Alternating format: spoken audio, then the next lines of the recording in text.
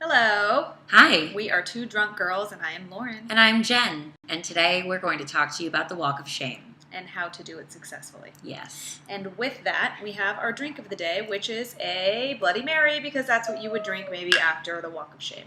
With a handy little pickle here, you know. Because we if you know what we mean.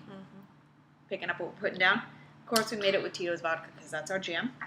And we use good old-fashioned V8 because we like to get our veggies in after we might possibly be hungover. We need some nourishment. Nourishment.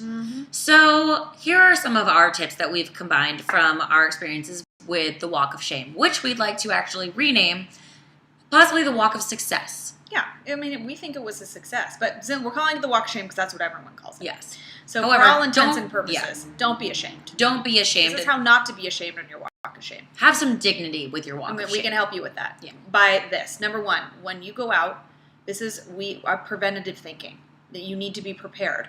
So you need to make sure in your purse with your ID and your money or credit card, also bring some gum, some lip gloss, which is pretty standard for a chick, maybe a phone charger.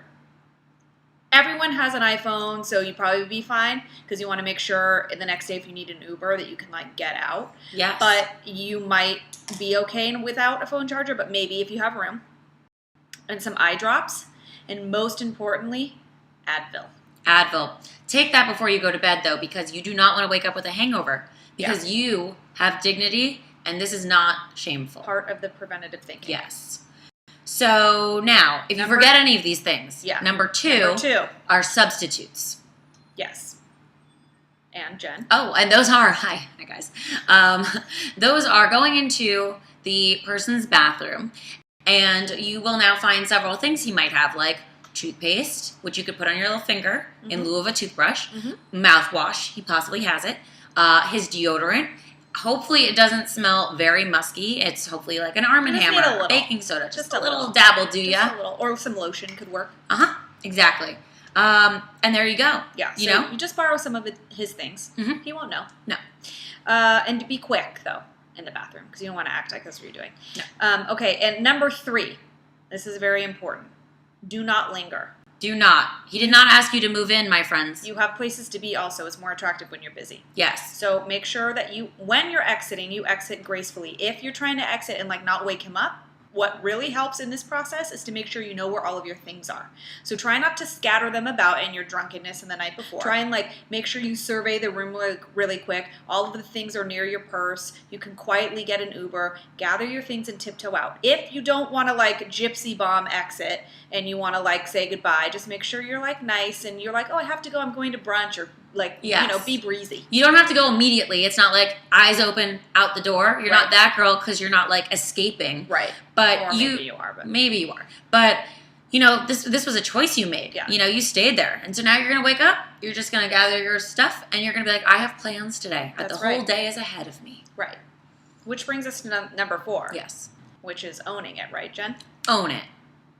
Yes. You did this. You did this. So you need to leave like with the feeling good about it, right? You exit gracefully, and this is the part where the walk of shame actually begins, where you're out in public and everyone can see you. This is what I do. This is what I've told myself before. It kind of looks like I'm going on maybe like a job interview right now. Yes, that's why you're dressed the way you are at that time of day. Or maybe you're meeting your friends for lunch, or maybe you have an audition because that's why you're in that like little tiny dress at 11 a.m. Exactly. You don't know. Nobody knows, but don't act like, don't hold your head down. I mean, just be real confident. Get in the Uber and be like, I'm going to this location, and then just go. And speaking of Uber, this can also be called a Shuber, which is an Uber of shame, because you're actually not walking, you're Ubering. So it's a Shuber. So you can always like selfie and take a photo and hashtag it Shuber.